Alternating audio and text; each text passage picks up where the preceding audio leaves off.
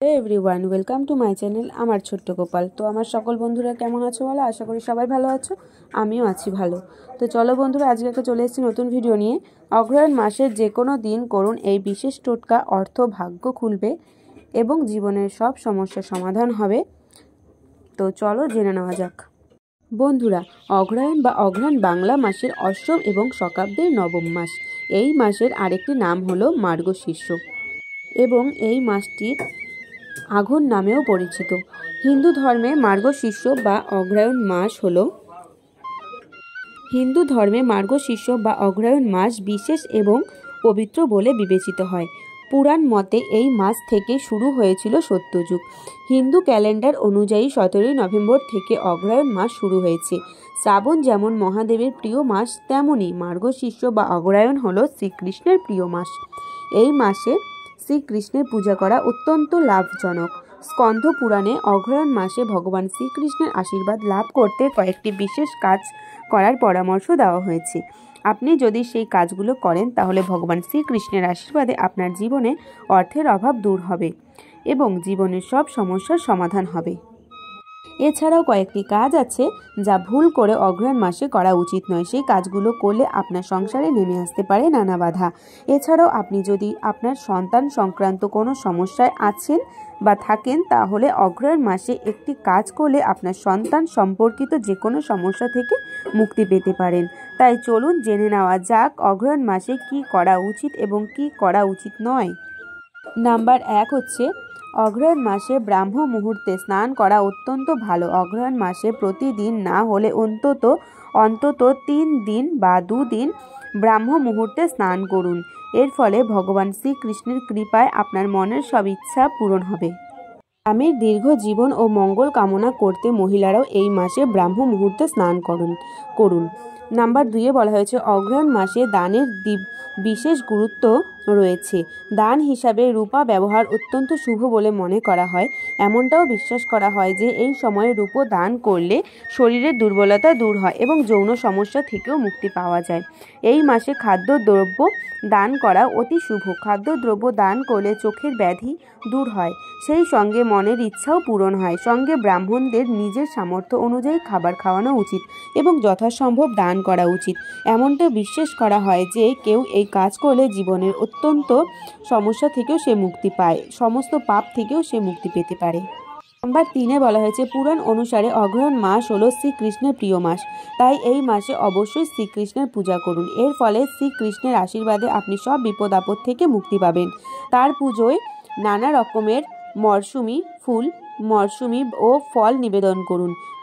তারপর ধূপকাঠি দিয়ে আরতি করুন। শ্রী জনার্দনের পুজোয় মাখন ও মিছরি অবশ্যই নিবেদন করুন। এর সঙ্গে একটু তুলসী পাতা নিবেদন করুন বা মিশিয়ে দিন।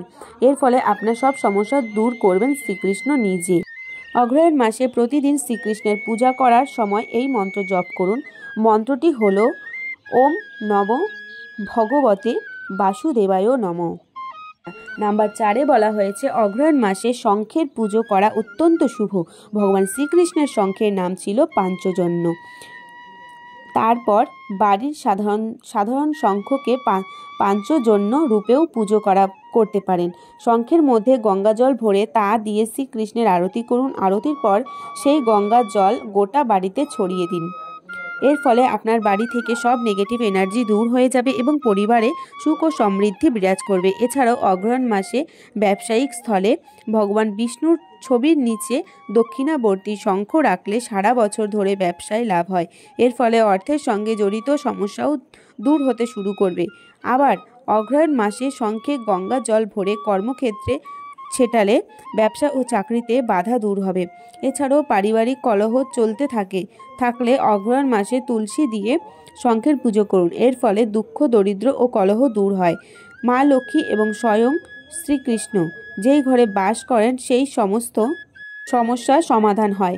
এছাড়াও অগ্রহায়ণ মাসে দক্ষিণাবর্তী শঙ্খে গঙ্গার জল ও জাফরান মিশিয়ে মা লক্ষ্মীর অভিষেক করুন। এর প্রভাবে আকস্মিক ধন লাভ হবে আপনার। এছাড়াও আপনার যদি শত্রু দোষ থাকে যার প্রভাবে আপনি আর্থিক উন্নতি করতে না পারেন, তাহলে অগ্রহায়ণ মাসে যে কোনো দিন একটি সাদা কাপড়ে সাদা শঙ্খ, চাল ও বাতাসা মুড়ে নদীতে প্রবাহিত করুন। এর প্রভাবে আপনার জীবন থেকে শত্রু দূর হবে। এছাড়াও আপনার জীবনে যদি চরম দরিদ্র দুর্ভোগ চলতে থাকে তাহলে অগ্রহায়ণ মাসে যে কোনো দিন ভগবান বিষ্ণুর মন্দিরে একটি শঙ্খ দান করুন। এর প্রভাবে আপনি আর্থিক সমস্যার সমাধান করতে পারবেন। নাম্বার 5-এ বলা হয়েছে কার্তিক মাসের মতো অগ্রহায়ণ মাসেও তুলসীর পুজো করা বেশ শুভ। অগ্রহায়ণ মাসে রোজ সকালে তুলসী গাছের গোড়ায় জল দিন এবং রোজ বিকেলে তুলসী গাছের গোড়ায় ঘিয়ের প্রদীপ জ্বালিয়ে দিন। এর ফলে আপনি ভগবান শ্রীকৃষ্ণের আশীর্বাদ লাভ করতে পারবেন। নাম্বার 6, আপনি যদি আপনার সন্তান সম্পর্কিত যে কোনো সমস্যায় পড়েন, যে সমস্যাই হোক না কেন, সন্তানের উন্নতি থেকে শুরু করে সন্তানের অসুখ বিসুখ থেকে শুরু করে যে কোনো সমস্যায় পড়ুন না কেন, আপনি যদি সেই সমস্যা দূর করতে চান তাহলে অগ্রহায়ণ মাসে প্রতিদিন 108 বার জপ করুন এই মন্ত্রটি হলো ক্রিম কৃষ্ণায় নমঃ। তার সাথে বলা হয়েছে মার্গশীর্ষ বা অগ্রহায়ণ মাস একটি পবিত্র সময়কাল।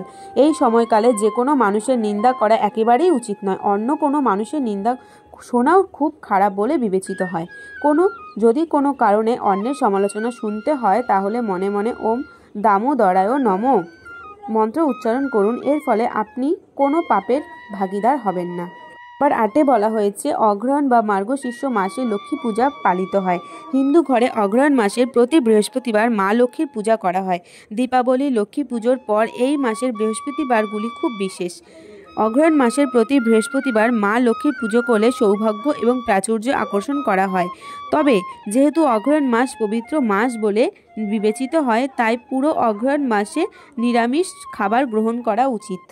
কিন্তু আপনি যদি পুরো অগ্রহায়ণ মাসে নিরামিষ খাবার খেতে না পারেন তাহলে অন্তত প্রতি বৃহস্পতিবার নিরামিষ খাবার গ্রহণ করুন। এতে করে আপনি মা লক্ষ্মীর আশীর্বাদ পাবেন এবং আপনার অর্থ ও স্বাস্থ্য সংক্রান্ত সমস্যা দূর হবে। তো বন্ধুরা, আমি আমার ভিডিওটা কিন্তু আজকে এখানে শেষ করছি। ভিডিওটা কেমন লেগেছে, ভালো লাগলে লাইক কমেন্ট শেয়ার করবে, আর ভালো লাগলে কমেন্ট করে অবশ্যই জানাবে ভিডিওটা কেমন হয়েছে। দেখা হচ্ছে বন্ধুরা তোমাদের সাথে আবার আগামীকাল নেক্সট কোনো ভিডিওতে। আশা করি সবাই ভালো থাকবে, সুস্থ থাকবে। আশা করি তোমাদের ভিডিওটা ভালোই লেগেছে। যদি ভালো লাগে অবশ্যই একটা কমেন্ট করে জানিয়ে দিও। তো সবাই ভালো থেকো। আজকের মতো সবাইকে টাটা।